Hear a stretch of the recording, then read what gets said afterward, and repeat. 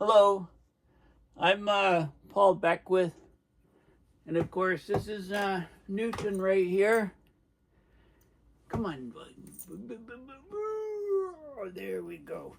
This is the main star of the show, Sir Isaac Newton, and he seems to sense that I'm going away for a bit. I'm leaving for Baku in just a few days on Thursday this week, November 7th, and I'll be there until the 23rd, where I'm coming back. It's a 2-week conference, the COP29, and I'll be filming loads of videos, interviews with people, both myself for this channel and also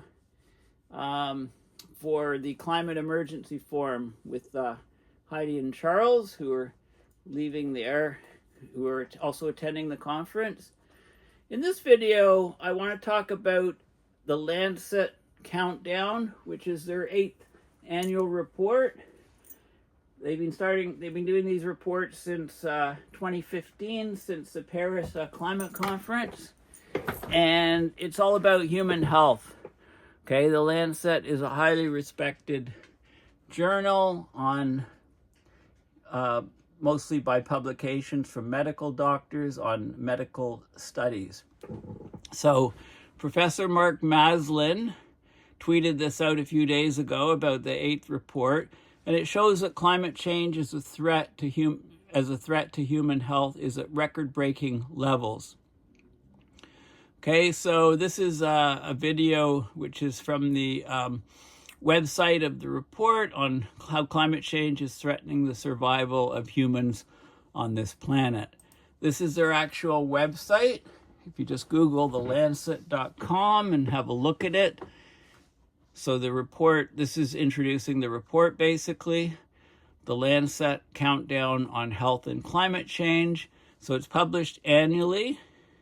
The first year it was published was just after the 2015 Paris Accord Climate Conference. So the Lancet Countdown on Health and Climate Change, it's an international multidisciplinary collaboration dedicated to monitoring the evolving health profile of climate change, provides an independent assessment of the delivery of commitments made by governments worldwide under the Paris Agreement. So it's all open access, or you can just read it by registering to their site, giving them your email, etc. So we'll be talking about this report, but in the overall view of the report is climate change is the greatest global health threat facing the world in the 21st century. It's also the greatest opportunity to redefine the social and environmental determinants of health. So in 2015, right, the Paris Accord Climate Conference, countries committed to limit global warming to well below 2 degrees as part of the landmark Paris Agreement. So this annual report provides an independent assessment of progress towards the goals, or lack of, more like. It represents the findings and consensus of 57 leading academic institutions and UN agencies. So the report just came out. 122 leading experts, 53 indicators, 57 collaborating organizations. Okay, and it reveals there's soaring health risks of persistent global inaction over the climate emergency. Okay, so it talks about that in great detail. So we'll have a look at the report, 50-page document, and I'll talk about a bit probably about the executive summary, some of the figures in the report. It's open source, highly recommend that you have a look at it. I think you have to give your email to the Lancet Countdown in order to do that.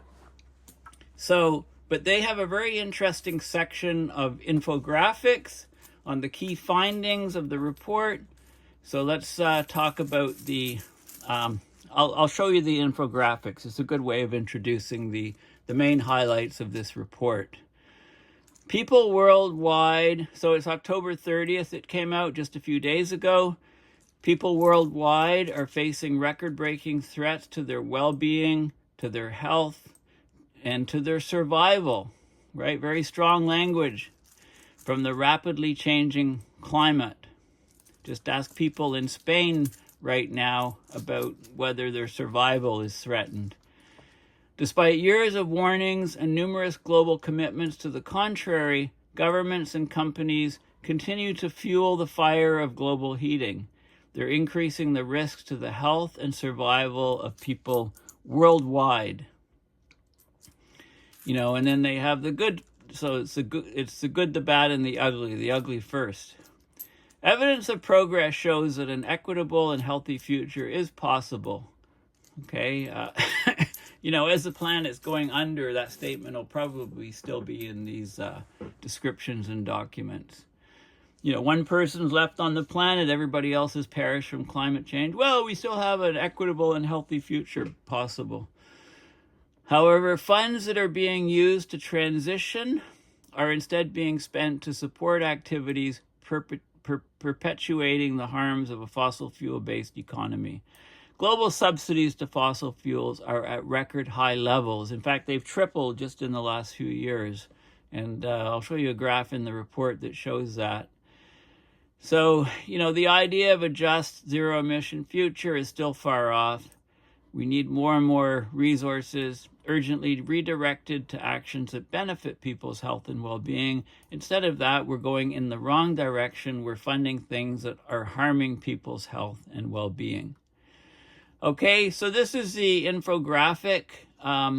They've done a good job on it. So key findings of the 2024 report on the Lancet Countdown on Health and Climate Change. People around the globe are facing record-breaking threats to their well-being, to their health, and to their survival from a rapidly changing climate. So they've got basically 15 indicators that monitor climate change-related health hazards, exposures to hazards, and the impacts on people. And 10 of them have reached concerning new records in the latest data.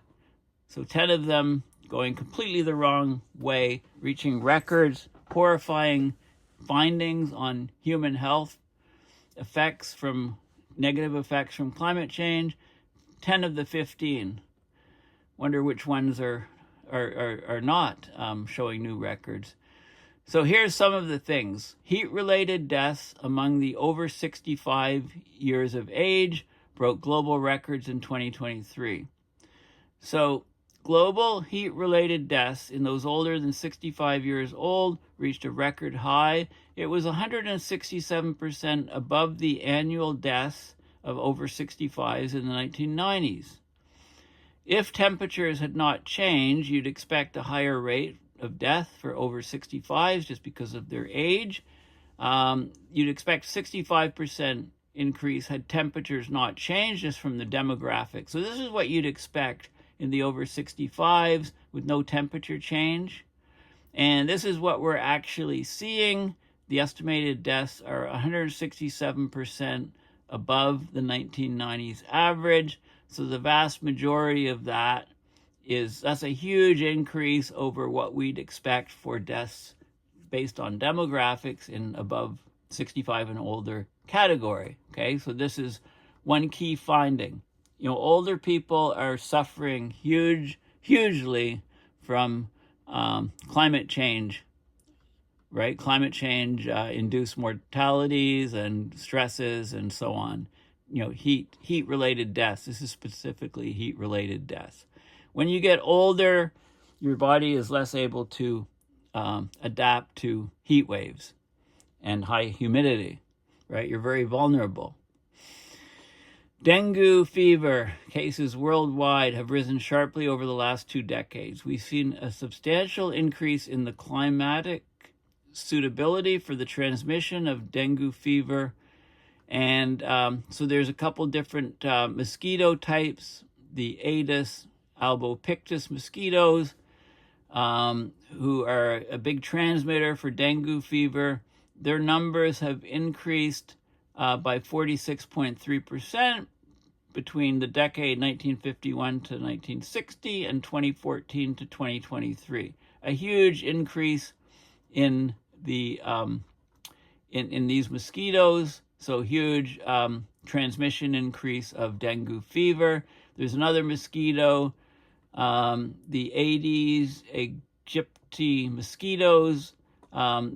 Their suitability for transmission of dengue fever increased by 10.7% between these 2 decades. So the carriers of diseases like dengue cases has risen sharply because of the rise of the ability of these mosquitoes, the number of mosquitoes, etc., changing conditions suitable to the mosquitoes. Okay, weather-related extreme events caused U.S. $227 billion in losses annually from 2019 to 2022. Okay, if you go back to 2010 to 2014, the losses were about 185 billion annually. So we're still seeing, that's an increase of 23%, a large growth just in the last, since 2019 to 2023, a huge increase in weather-related extreme events. They're doing a number on human populations. Now, there's something called the HDI, or Human Development Index. So in countries with the lower HDI, most of the economic losses are uninsured. Okay, that forces local communities to bear the costs of extreme weather events. Countries with very high Human Development Index levels, a lot of people are insured, but still not as many as you'd think. So this is a percentage of losses that were insured by HDI levels. So in low countries, no insurance, basically, no losses covered. In very high HDI, Human Development Index, the most advanced developed countries, only 60.5% of losses are insured. So almost 40% are not insured. And then the number is lower for, low also for medium and high HDI level countries. Okay, so not only are communities and countries being hammered by climate change, but a lot of people just aren't insured and they lose everything when there's a catastrophic event. We've had a record 512 billion potential labor hours lost due to heat exposure in 2023. So this is the billions of hours of potential labor hours lost, and you can see it was about 300, just over 300 in the 1990 time frame, and it's gone over, it's almost not quite doubled to 512 billion hours, which is US $835 billion in potential income losses. This is just due to heat exposure. Okay, so you can't work outside when it's that hot and humid. Okay, and it's causing huge economic losses today by loss of labor hours.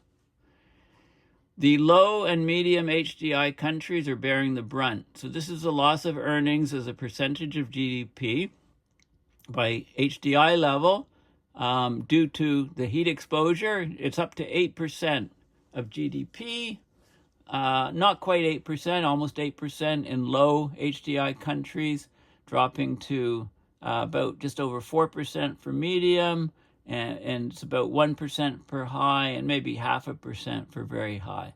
Okay, so heat exposure is having a huge impact on global productivity.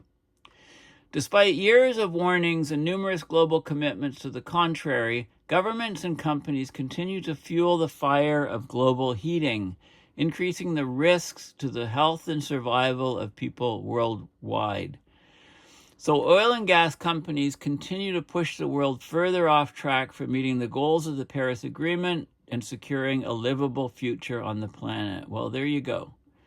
As of March 2024, the world's 114 biggest oil and gas companies were set to exceed their share of emissions compatible with limiting global warming to 1.5 by 190% up in 2040. That's up from 173% based on March 2023 activities. So, forget 1.5. I don't know why these reports are still talking about 1.5, right? 1.5 is gone. Once again, we've been over it. Like we're at 1.6, 1.65, for a year at a time, right? We're not going back. Okay, you may have heard of that phrase. We're not going back. Forget 1.5. These are projected emissions by the world's 114 biggest oil and gas companies in 2040 as a percentage of their share compatible with 1.5 degrees of heating. Okay, so 189% excess, 173% excess, right? We're way over, we're way past the threshold of 1.5. Okay, this is where we'd have to be, way over in this zone, right? And it's just not happening. So, I think we should forget about that. These are energy-related CO2 emissions. In 2023, they reached an all-time high, 37.2 gigatons CO2 equivalent globally. You can look at the rise since 1900. We're on a curve that's rising at faster and faster rates. It was a COVID dip, but we're already up to where we would have been almost without COVID. Limiting global heating to 1.5 requires many existing coal power assets to cease operation within 10 years. Right, we're talking about a cumulative total of $164.5 billion. Ongoing investments in coal have pushed the value of coal assets to a cumulative total of $164.5 billion. There you go. I mean, we're heading completely in the wrong direction. Subsidies are still tremendously high for fossil fuel companies, including coal. Most nations are ill-prepared for the threats of climate change, right? Only 35% of countries have an early warning system for heat-related illness. Just 10% reported early warning systems for mental and psychosocial conditions. The domestic use of dirty, solid fuels caused 2.3 million deaths from indoor air pollution. They looked at 65 countries. They looked at 2020 and 2.3 million deaths, indoor air pollution, cooking inside. This is government engagement with health and climate change on a global scale, and that's actually declining. These are United Nations General Debate Statements. 35% of national governments mentioned the nexus of health and climate change in their annual UN General Debate Statements in 2023. 35%. It was 50% the year before, and it was only 15% in 2016. So there's an improvement since 2016, but this sort of stuff is, governments are still very much ignoring the risks to health from climate change. Nationally determined contributions, those are from different countries on how much carbon emissions will cut. As of February 2024, less than half of third round NDCs submitted mentioned a health keyword. Okay, so in the first round submitted in 2022, 70% of the countries had talked about health as being one of the big factors. That was 94% in the second round of NDCs, but in the third round, it dropped off to even lower than the previous 2 years. And, this is sort of human nature, right? You talk about a crisis and don't deal with it. Well, the crisis isn't suddenly so bad the next year because you've already talked about it, but it's nothing to do with actually what's happening on the ground with climate change, right? It's hard to maintain an emergency situation for a long period of time. That's what we're seeing here. And here's some stuff on the positive side. Clean, modern renewables generated a record high share of global electricity in 2021. I'm not sure why they don't have data going to now, but globally, 10.6%. A big range in the HDI countries. So high development index countries highest and lowest in the low. Should be the other way around. I think, we need more funding for the low HDI places. They have lots of space to put renewables. Adaptation planning by national governments is on the up. So more countries are they're assessing their health vulnerabilities and adaptation needs. 50 countries in 2023. 2022, it was only 11 countries of 64 reporting. 43 countries reported having a health national adaptation plan, up from 4 in 2022. Okay, so they're thinking more about adaptation. These are the deaths attributable to outdoor particulate PM2.5 from fossil fuel combustion. right? That's dropped by 6.9% between 2016 and 2021. These are the deaths from fossil fuel particulates, 2.25 million down to 2.09 million, right? This is a COVID kind of dip, lag effect. Anyway, it's down a little bit. I bet it's probably up again since then. This is because of coal phase down in high and very high HDI countries, right? So less, burning coal is very dirty. A lot of air pollution, lots of people die from that. 70% of 279 public health education institutions worldwide reported providing education in climate and health in 2023. Okay, I'd like to see a breakdown. How much? However, funds that could be used to transition are instead being spent to support activities perpetuating the harms of a fossil fuel-based economy. Okay, so here's the subsidies. There was a record $1.4 trillion in net government subsidies being allocated to fossil fuel companies in 2022. There you go. Here's the numbers. So about $500 billion. This is 2010. $500 billion sort of is the level here. And then boom, go up by a factor of 3 almost to 1.4 trillion in 2022. I mean, it's unbelievable that we're still paying companies to kill us, basically. These fossil fuel subsidies are obscene and perverse. By phasing out fossil fuel subsidies, savings could be reinvested into projects like renewable energy projects to support equitable access to clean energy and support for vulnerable groups that could be affected by removing subsidies, like cash transfers, social protection programs, retraining people to work in clean energy. Okay, the report identifies 7 new opportunities to put health at the center of the world's response to climate change. Put health at the center of national commitments to meet the goals of the Paris Agreement, right? Countries are due to update their NDCs by 2025 in response to the first global stocktake. Health could become a big part of that and justification to that. Investing in a healthy future. Fossil fuel subsidies reached record high levels in 2022 as energy prices soared. Fossil fuels still attract 36.6% of global energy investment.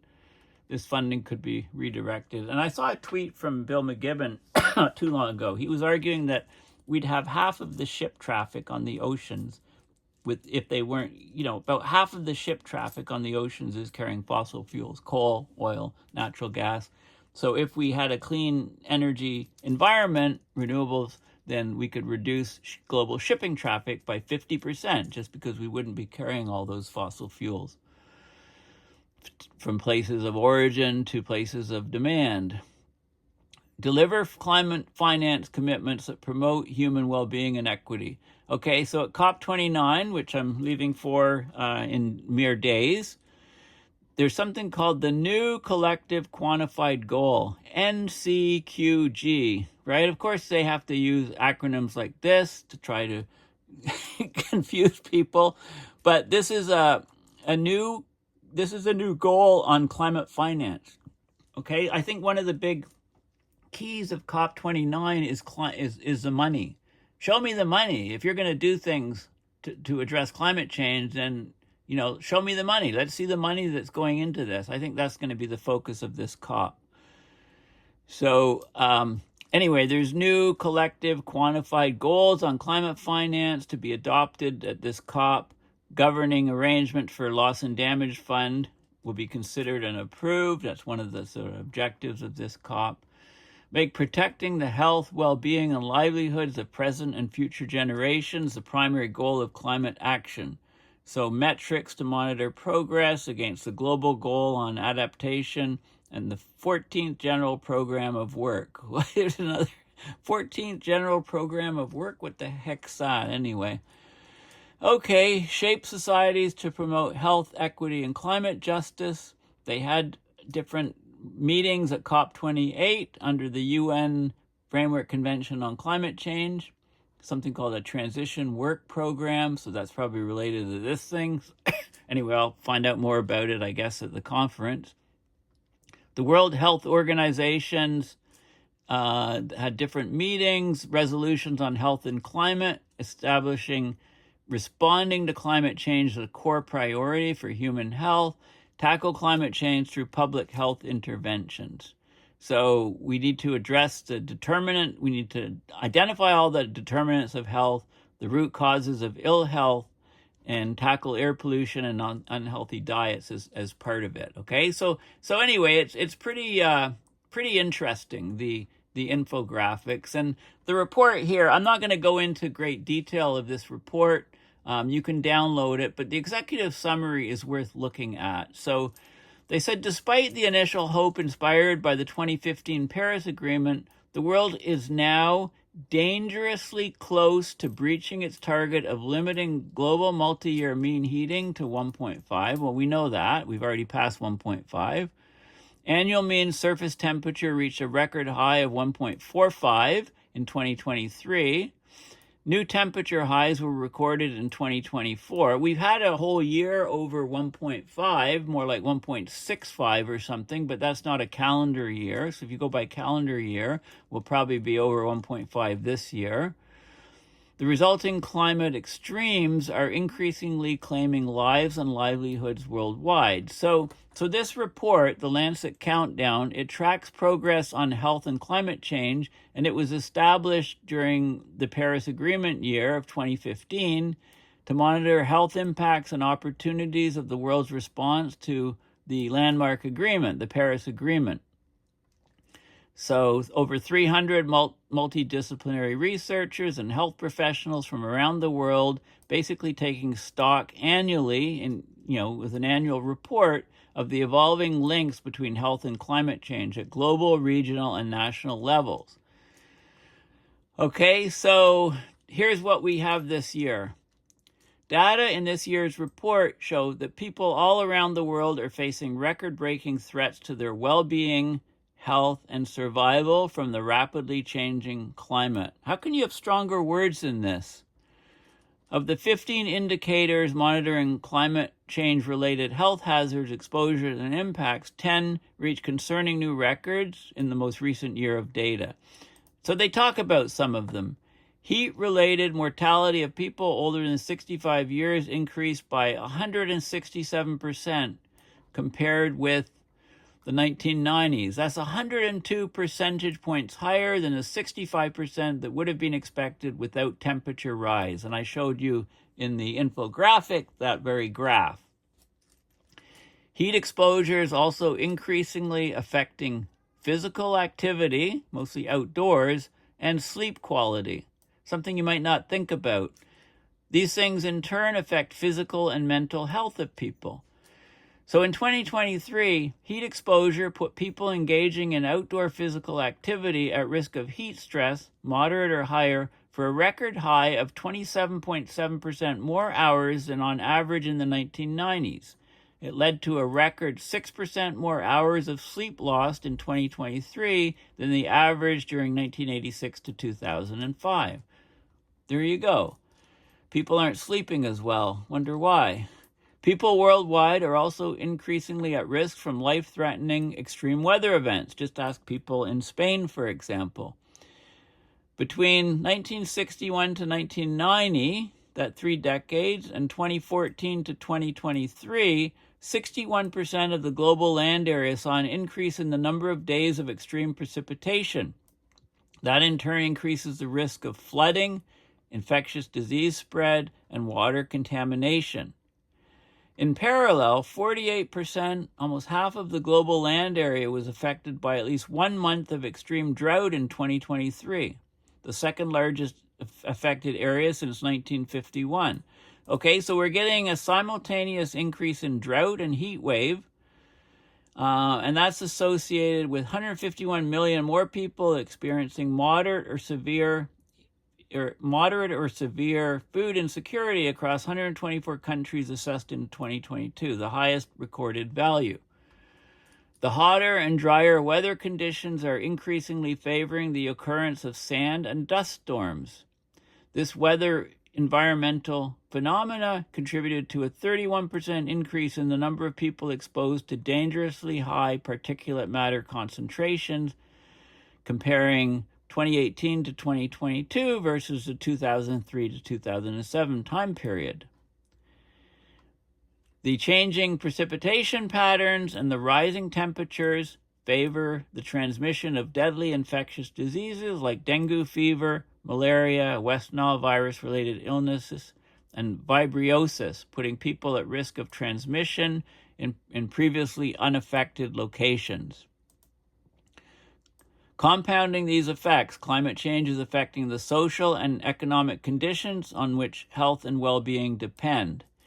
The average annual economic losses from weather-related extreme events increased by 23% from the 2010 to 14 period versus the 2019 to 2023 period to US $227 billion. This value, $227 billion, exceeds the GDP, the gross domestic product, of about 60% of the world's economies. Although 60.5% of the losses in very high Human Development Index countries were covered by insurance, the vast majority of those in countries with lower HDI levels were uninsured. In fact, in the lowest level of HDI, nobody has insurance. So local communities bear the brunt of the physical and economic losses. Extreme weather and climate change-related health impacts are also affecting labor productivity, with heat exposure leading to a record loss of 512 billion potential labor hours in 2023, with 835 billion in potential income losses. Low and medium HDI countries were most affected by these losses, which amounted to 7.6% and 4.4% of their GDP, respectively. And the economic impacts, of course, further reduce the capacity of people or countries to cope with and recover from the growing impacts of climate change. So it amplifies global inequalities. And there's multiple hazards, compound hazards. So anyway, the health risks of that people face have been exacerbated by years of delays in adaptation that's left people ill-protected from the growing threats of climate change. Only 68% of countries reported high to very high implementation excuse me, of legally mandated health emergency management capacities. Okay, and yeah, so those are some of the key things. And, it goes on and on. We're basically, we're subsidizing fossil fuel companies at record high rates. We're making the problem far worse. All the indicators are showing things are getting far worse. Okay, oil and gas companies are reinforcing the global dependence on fossil fuels, partly fueled by the high energy prices and windfall profits of the global energy crisis. Most are expanding their fossil fuel production plans, right? It's all heading in the wrong direction, okay? And, health of people on the planet is taking a huge hit. Health-threatening financial flows is looked at, defining the health profile of people worldwide. They talk about, they talk about a lot of different things in this report.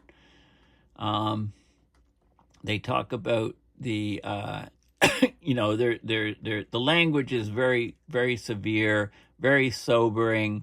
They talk about how climate change is breaking dangerous new records, emissions are persistently rising, preventing the most catastrophic consequences on human development, health, and survival now requires support and will of all actors in society.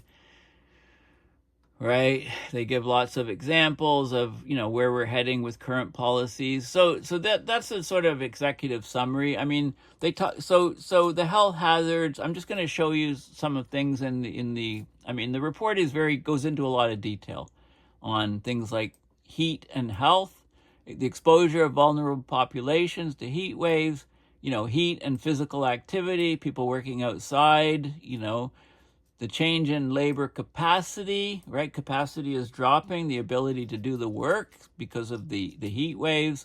We have rising nighttime temperatures and lots of sleep loss of people, especially people in countries where they don't have air conditioning. Heat-related mortalities, heat exhaustion, heat stroke mortalities, wet bulb temperatures are all discussed. And then there's health and extreme weather-related events like wildfires. So not only is the fire trashing communities, but it's also polluting the air, which people are breathing, causing huge health-related effects. Lots of people need to be evacuated from regions where the fire is coming. Drought and the effects on agriculture. Extreme precipitation, just talked to people in Spain about that. Sand and dust storms, people have to breathe that. And also, it removes good soils, extreme weather and sentiment. And then the climate suitability for infectious disease transmission of dengue, fever, malaria, Vibrio, West Nile virus, and food security, lack of food security, and undernutrition. Okay, so those are the key health hazards, exposures, and impacts. And then they talk about adaptation, planning, and resilience. And, national level plans for health, city level plans, and practical things for people to do when they're threatened by these things. Climate vulnerability, climate and health education, vulnerabilities, right? And then mitigation actions, mostly on energy use, energy generation, and health, household energy use, sustainable road transport, all those things. So they cover a lot of things. They talk about air quality, talk about diet and health co-benefits, tree cover loss, healthcare sector emissions and harms, and then they go into the dollars, economics and finance. The costs of heat-related mortality, right? There's huge economics costs from not dealing with it. And then they try to, they have a positive thing, financial transitions for a healthy future, clean energy, funds divested from fossil fuels, net value of fossil fuel subsidies, carbon prices, fossil fuel and green sector bank lending, right? And then they talk about, how we can get the media to engage better on health and climate change, individual engagement with health and climate change, scientific engagement with health and climate change. Like they talk about the number of science articles, that talk about health and climate change and so on. Okay, so there's lots of stuff in here. We'll just look at a couple of the figures. And so this is the additional sleep loss per person per year compared to 1986 to 2005, average in minutes. Okay, so you can see, I don't like the scale here. Normally the scale would be, lighter colors to be lower and darker colors to be more, but here they've got it reversed. So the whole thing looks dark, anyway, it's a very poor scale. They should have the light areas being not much sleep lost and the dark areas being more sleep lost. And I'm not going to lose sleep over the scale. It's just a terrible scale. It looks like horrible because everything's dark here, right? Right? But it's really counterintuitive. But anyway, they look at sleep lost. They look at this is the days of health-threatening temperature, 2019 to 2023. Darker areas, more days. Right? So there's countries near the equator that are getting more and more days of health-threatening temperatures, right? Wet bulb, combined humidity, temperature. 61% of all land area had higher numbers of extreme precipitation events. That's been pretty constant, going up a little bit over time. This is the average number of annual extreme precipitation events, more and more extreme precipitation events, change in number of days with exposure to desert dust. So this is from sandstorms, etc. Some countries have a lot more dust kicked up, especially when they're in drought, right? And the soils dry out. Okay, there's lots more stuff in here. I'm just trying to find some of the figures. NDVI to do with the plants and number of responding institutions reporting providing climate and health education. Okay, so there seems to be, it depends on the HDI of the country. Very high Human Development Index countries have more reports. This is number of responding institutions, number reporting climate and health education, number reporting mandatory climate and health education. We need the green to skyrocket. Mandatory climate and health education will save a lot of lives. Okay, I'm just looking to try to pick out figures here. What do we have here? Mortality rates, deaths per 100,000 people from different and low HDI to very high HDI countries. Mortality rates of people, there's, a lot of it is from dirty air from industry, and that's been cleaned up a little bit. So that seems to be dropping in some countries. Annual global loss of tree cover, low to very high HDI countries. I mean, we can't keep losing tree cover.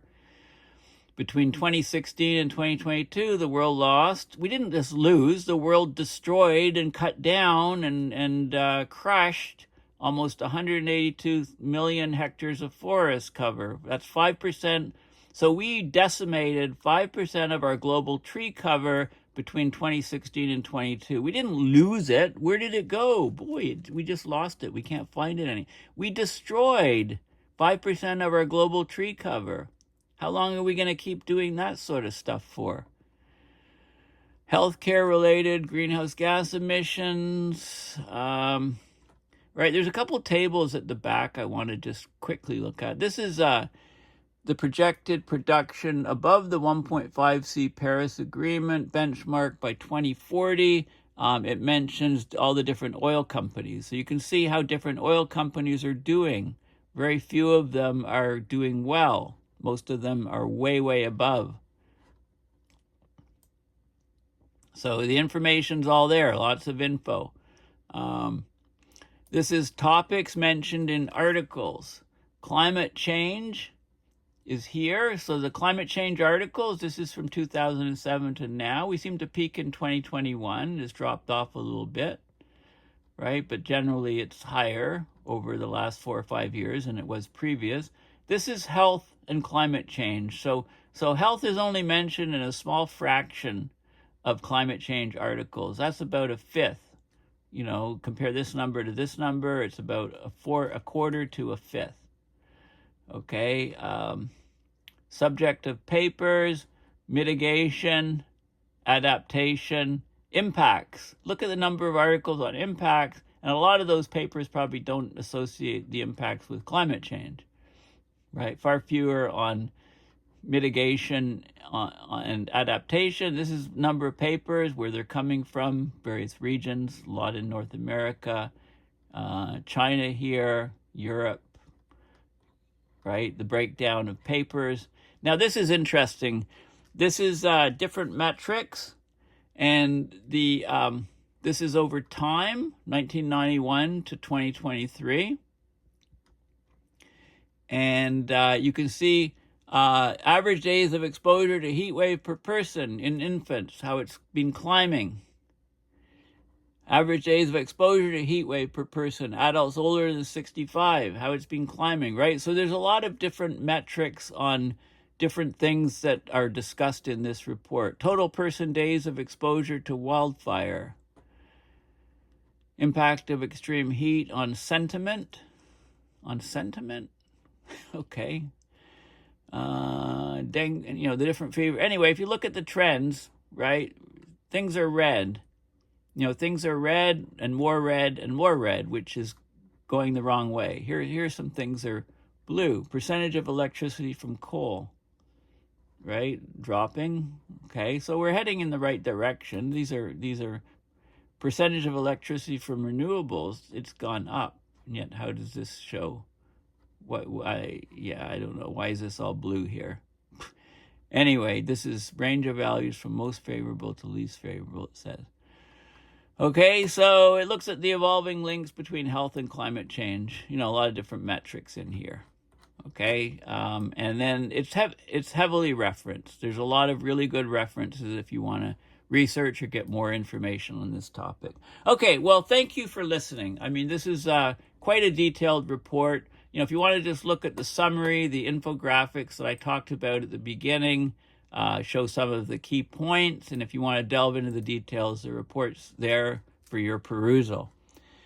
Anyway, thanks for watching, please considering donating to my website, paulbeckwith.net, to support my, at PayPal, to support my research and videos. And I also have a fundraiser going for, to help offset my out-of-pocket expenses to go to the UN climate conference. I leave on the November 7th, which is this week on Thursday, and I'll be reporting live with multiple videos and interviews, etc., with various people at the conference. Got a packed, very, very packed schedule at the conference, and I'll try to share as much as of it as I can to you. So thanks again for listening, and bye for now.